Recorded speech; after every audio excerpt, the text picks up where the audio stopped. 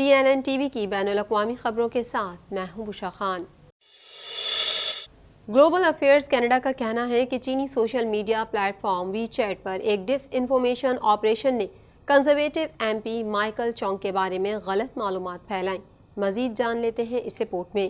Global affairs Canada کا کہنا ہے کہ چینی سوشل میڈیا پلیٹ فارم وی چیٹ پر ایک ڈس انفارمیشن آپریشن نے کنزرویٹو MP مائیکل چونگ کے بارے میں غلط معلومات پھیلائیں۔ ایک نیوز ریلیز میں GAC نے کہا کہ 19 جون 2023 کے ضمنی انتخابات کے لیے سوشل میڈیا پلیٹ فارمز کی نگرانی کرتے ہوئے محکمے کے ریپڈ ریسپانس میکینزم نے مئی میں چونگ کو نشانہ بنانے والے آپریشن کا پردہ فاش کیا۔ RRM کا مقصد جمہوریت کو لاحق غیر ملکی خطرات کی شناخت اور جواب دینا ہے۔ نیوز ریلیز میں کہا گیا کہ 4 اور 13 مئی 2023 کے درمیان وی چیٹ کے نیوز اکاؤنٹس کے ایک مربوط نیٹ ورک نے مسٹر چونگ کے بارے میں جھوٹی یا گمراہ کن داستانوں کی ایک بڑی تعداد کو نمایاں شیئر کیا اور بڑھا دیا۔ زیادہ تر سرگرمی کو اس کی شناخت کے بارے میں غلط بیانیوں کو پھیلانے پر نشانہ بنایا گیا تھا، جس میں اس کے پس منظر، سیاسی موقف اور خاندانی ورثے کے بارے میں تبصرے اور دعوے شامل تھے۔ ریلیز میں کہا گیا ہے کہ گلوبل افیئرز نے چونگ کو 9 اگست کو ہونے والے آپریشن کے بارے میں آگاہ کیا۔ وی چیٹ ایک مقبول فوری پیغام رسانی اور نیٹ ورکنگ ایپ ہے جسے شینزن میں قائم ٹیکنالوجی کمپنی نے تیار کیا ہے۔ ریلیز میں کہا گیا ہے کہ انفارمیشن آپریشن میں چین کا کردار بہت زیادہ امکان ہے، لیکن آپریشن کی نوعیت بیجنگ سے مضبوط تعلق قائم کرنا ناممکن بناتی ہے۔ اپنے بیان میں چونگ نے انہیں نشانہ بنانے والے آپریشن کو بیجنگ میں کمیونسٹ حکومت کے منتخب عہدیداروں کو نشانہ بنا کر کینیڈین جمہوریت میں مداخلت کرنے کی ایک اور سنگین مثال قرار دیا۔ انہوں نے کہا کہ وفاقی حکومت کو غیر ملکی مداخلت سے نمٹنے کے لیے مزید اقدامات کرنے کی ضرورت ہے۔ چونگ نے کہا کہ آپریشن کی خبریں غیر ملکی مداخلت کی عوامی انکوائری کے معاملے کو مزید مضبوط کرتی ہیں۔ ٹورنٹو میں امریکی قونصلیٹ کی عمارت پر اسموک بم پھینکنے والا شخص پولیس کو مطلوب ہے۔ مزید احوال اس رپورٹ میں۔ ٹورنٹو میں امریکی قونصلیٹ کی عمارت پر اسموک بم پھینکنے والا شخص پولیس کو مطلوب ہے۔ ٹورنٹو پولیس ایک ایسے شخص کی تلاش میں ہے جس کے بارے میں تفتیش کاروں کا خیال ہے کہ شہر کے مرکز میں واقع ریاستہائے متحدہ کے قونصل خانے کی عمارت میں دھواں والا بم تھا۔ واقعے کی اطلاع پر بدھ کی صبح تقریباً 9 بجے پولیس کو اسموکو اسٹریٹ اور مائیکل سویٹ ایونیو کے علاقے میں بلایا گیا۔ یہ الزام لگایا گیا ہے کہ ایک شخص کو امریکی قونصلیٹ کی عمارت کے دروازے کی طرف دھوئیں والا بم پھینکتے ہوئے دیکھا گیا تھا۔ وہ سرخ رنگ کی ای بائیک پر سمکو اسٹریٹ پر جنوب کی طرف فرار ہوا۔ واقعے میں کسی کی زخمی ہونے کی اطلاع نہیں ملی۔ پولیس نے مطلوبہ شخص کی تصویر جاری کی ہے۔ مشتبہ شخص کو بلیک اینڈ وائٹ جیکٹ، نیلی جینز، بلو سرجیکل ماسک، بلیک ہیلمٹ اور کالے دستانے پہنے ہوئے بتایا گیا ہے اور وہ اسے چلا رہا تھا جسے تفتیش کاروں نے ایک مخصوص سرخ ای بائیک کہا ہے۔ انٹیریو پروونشل پولیس کا پروجیکٹ اپریل میں شروع ہوا اور اس مفاد کے نتیجے میں 23 افراد کو گرفتار کیا گیا، جنہیں کل 387 الزامات کا سامنا ہے۔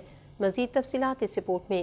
انٹیریو پروونشل پولیس کا کہنا ہے کہ انہوں نے یارڈ، پیل، بیری اور آٹاوا پولیس کے ساتھ مل کر کئی ایک دوسرے سے منسلک مجرمانہ نیٹ ورکس کے بارے میں 4 ماہ کی تفتیش کے بعد سڑکوں سے منشیات اور بندوقوں کی حیران کن مقدار کو ہٹا دیا۔ OPP نے ایک اپ ڈیٹ میں کہا کہ ضبط شدہ بندوقوں اور منشیات کی اسٹریٹ ویلیو $8 ملین سے زائد ہے۔ پروجیکٹ مفاد اپریل میں شروع ہوا اور اس کے نتیجے میں 23 افراد کو گرفتار کیا گیا، جنہیں کل 387 الزامات کا سامنا ہے۔ تحقیقات کے نتیجے میں اونٹاریو اور گریٹر ٹورنٹو ایریا میں 14 مقامات پر سرچ وارنٹس پر عمل درآمد ہوا۔ OPP کے چیف سپرنٹینڈنٹ پال میکی نے کہا کہ مشتبہ افراد نے ان گنت جانوں کو خطرے میں ڈال دیا۔ پیڈلنگ گنز اور فینٹینل جیسی مہلک دوائیوں کی اتنی بڑی مقدار برآمد کرنا قبضے کو حیران کن سے کم نہیں ہے۔ انہوں نے کہا کہ ہماری کمیونٹیز میں ان سرگرمیوں کی کوئی جگہ نہیں۔ ہم تحقیقات کریں گے اور قانون کی مکمل حد تک مقدمہ چلائیں گے۔ پولیس کے مطابق تحقیقات سے انکشاف ہوا ہے کہ 3 مجرمانہ نیٹ ورک بندوق اور منشیات کی فروخت میں مل کر کام کر رہے ہیں۔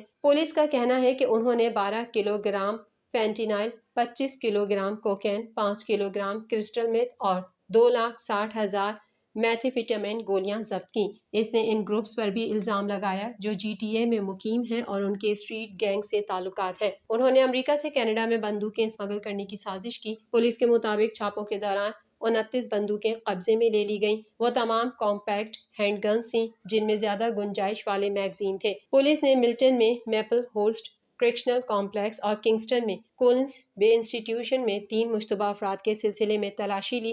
جو مبینہ طور پر سلاخوں کے پیچھے رہتے ہوئے مبینہ جرائم کی منصوبہ بندی میں ملوث تھے۔ امریکی ریاست ہوائی کے ماؤی جنگلات میں اچانک آگ بھڑک اٹھی، جس نے دیکھتے ہی دیکھتے بڑے رقبے کو اپنی لپیٹ میں لے لیا، جس کے نتیجے میں ہلاکتوں کی تعداد 36 ہو گئی۔ مزید جانیں گے اس رپورٹ میں۔ امریکی ریاست ہوائی کے ماؤی جنگلات میں اچانک آگ بھڑک اٹھی، جس نے دیکھتے ہی دیکھتے بڑے رقبے کو اپنی لپیٹ میں لے لیا، جس کے نتیجے میں ہلاکتوں کی تعداد 36 ہو گئی۔ ماوی جزیرے کے جنگل میں لگنے والی آگ سمندری طوفان ڈورا کی ہواؤں کی وجہ سے راتوں رات اتنی تیز رفتاری سے پھیلی کہ شہریوں کو انخلا کا بھی وقت نہ ملا اور بہت سارے لوگوں نے آگ کے شعلوں اور دھوئیں سے بچنے کے لیے سمندر میں چھلانگیں لگائیں۔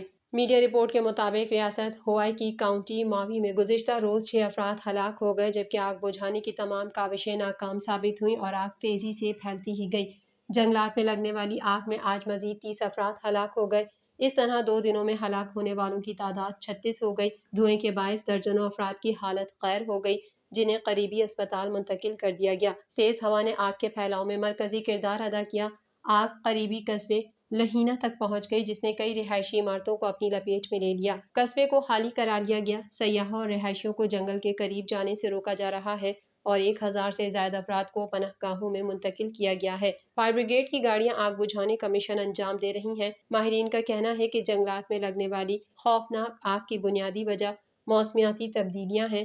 ماحول دوست طرز زندگی کو اپنا کر اور زہریلے مادوں کے کم سے کم استعمال سے ہم اپنی زمین کو ان ناگہانی آفات سے بچا سکتے ہیں۔ امریکہ نے سعودی عرب کے ساتھ مضبوط فوجی تعلقات کے عزم کا اعادہ کیا ہے۔ مزید احوال اس رپورٹ میں۔ امریکہ نے سعودی عرب کے ساتھ مضبوط فوجی تعلقات کے عزم کا اعادہ کیا ہے۔ عرب میڈیا کے مطابق پینٹاگون کے اعلیٰ پالیسی چیف نے یہ بات سعودی عرب کے نائب وزیر دفاع شہزادہ عبد الرحمان بن عیاف المقرن سے ٹیلی فون پر گفتگو کی ہے۔ لیفٹیننٹ کرنل مینرز کے مطابق دونوں عہدیداروں نے امریکہ اور سعودی عرب کے درمیان 80 سال پر محیط تصویراتی شراکت داری کی پائیداری اور اہمیت پر بھی زور دیا۔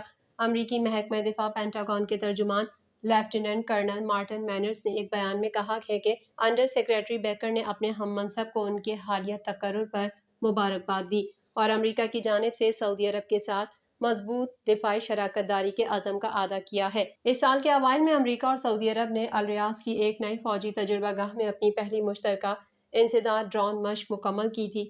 مئی کے آخر میں دونوں افواج نے سعودی عرب میں ایک مشترکہ مشق کی۔ عرب میڈیا کے مطابق عزم شاہین 23 کے نام سے امریکہ، سعودی عرب اور خلیج تعاون کونسل کے شراکت دار ممالک کی تیاریوں کو مضبوط بنانے کے لیے تیار کیا گیا تھا۔ ان مشقوں کو مسلح افواج کے درمیان تعاون کو بہتر بنانے کے لیے ڈیزائن کیا گیا تھا، جس سے علاقائی استحکام میں مدد ملے گی۔